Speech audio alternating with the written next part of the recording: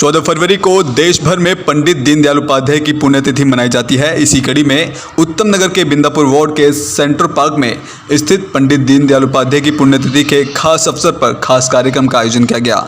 इस मौके पर बिंदापुर वार्ड के भाजपा निगम पार्षद राजीव अहलावत, मंडल अध्यक्ष अभिषेक अत्री, महिला मोर्चा अध्यक्ष मनीष दहिया और तमाम लोग उपस्थित हुए। इस बीच पार्षद राजीव अहलावत ने सभी लोगों को पंडित दीनदयाल उपाध्याय के बारे में अवगत करवाया और क्या कुछ कहा मीडिया से बात करते हुए, आइए सुनते हैं।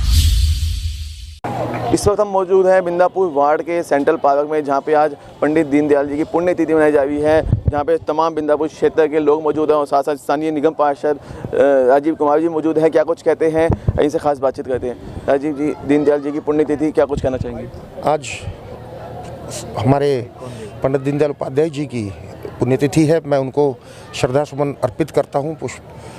आज हमारे जो पंडित दीनदयाल उपाध्याय जी हैं, उनका जन्म 25 सितंबर 1916 में हुआ था और एक साधारण से परिवार में हुआ था। उनके पिताजी एक रेलवे में कर्मचारी थे। 2.5 साल की मात्र उम्र में उनके पिताजी चल बसे थे, तो उनका पालन पोषण उनके दीनदयाल उपाध्याय जी के मामा जी ने के घर पे रहते हुए हुआ। वहीं पर उन्होंने पढ़ाई लिखाई करी। बीच में किसी कारणवश उनकी पढ़ाई छूट भी गई थी, लेकिन मामा जी के आग्रह से फिर उन्होंने पढ़ाई शुरू करी और IAS की परीक्षा उस समय में पास कर ली थी।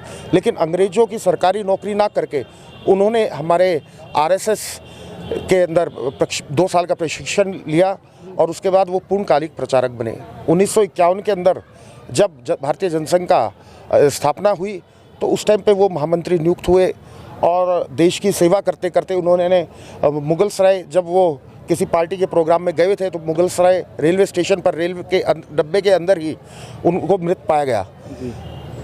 आज मैं सभी देशवासियों को, अपने क्षेत्रवासियों को और इसके पुण्यतिथि पर श्रद्धा सुमन अर्पित करता हूं। और दूसरा, हमारे जो रिंकू शर्मा जी बजरंग दल के कार्यकर्ता थे, नांगलोई में चमोली के अंदर जो त्रासदी हुई, आज ही के दिन सन 1931 के अंदर शहीद भगत सिंह, राजगुरु सुखदेव को फांसी हुई और पुलवामा का जो हत्याकांड हुआ, आज मैं उन सभी को श्रद्धा सुमन अर्पित करता हूं। अपनी पार्टी की तरफ से, अपने पूरे बिंदापुर वार्ड की तरफ से मैं उनको सबको पुनः एक बार श्रद्धांजलि देता हूं। पंडित दीनदयाल उपाध्याय जी परम श्रद्धेय, हमारे मार्गदर्शक, प्रेरणा स्रोत और राजनीतिक नभ में एक ध्रुव तारे की तरह स्थापित होने वाले एक सामान्य परिवार से जन्म लेकर इस जगह तक पहुँचे कि हर भारतवासी के प्रेरणा स्रोत बन गए। पंडित दीनदयाल उपाध्याय जी ने जो संदेश हमें दिए, एकात्म मानववाद और अंत्योदय, एकात्म मानववाद पर चलते हुए और अंत्योदय के तर्ज पर हमारी सरकार जो काम कर रही है कि समाज में खड़े हुए अंतिम व्यक्ति तक सरकार की सभी योजनाओं का लाभ मिले, इसी तर्ज पर रहते हुए मैं समाज को यही संदेश देना चाहूँगी कि पंडित दीनदयाल उपाध्याय जी के मार्ग पर हम चलें और देश को एक नई ऊंचाइयों तक लेकर जाएं। और इस पंडित दीनदयाल उपाध्याय जी की पुण्यतिथि पर मैं अपने श्रद्धा सुमन अर्पित करती हूँ। पंडित दीनदयाल उपाध्याय जी को, पुलवामा हमले के शहीदों को, रिंकू शर्मा को और भगत सिंह, सुखदेव, आज़ाद, इन सभी को मैं क्रांतिकारियों को श्रद्धा सुमन अर्पित करती हूँ, श्रद्धांजलि देती हूँ। देश 11 फरवरी को पंडित दीनदयाल उपाध्याय जी की जयंती को मनाता है। आज हम अपने क्षेत्र में बिंदापुर वार्ड में 14 फरवरी को ये कार्यक्रम यहाँ कर रहे हैं। इसका मूल उद्देश्य कार्यक्रम करने का ये है कि जो हमारा स्थानीय निगम यहाँ काम कर रहा है, वो इन्हीं के मूल विचारों पर काम कर रहा है।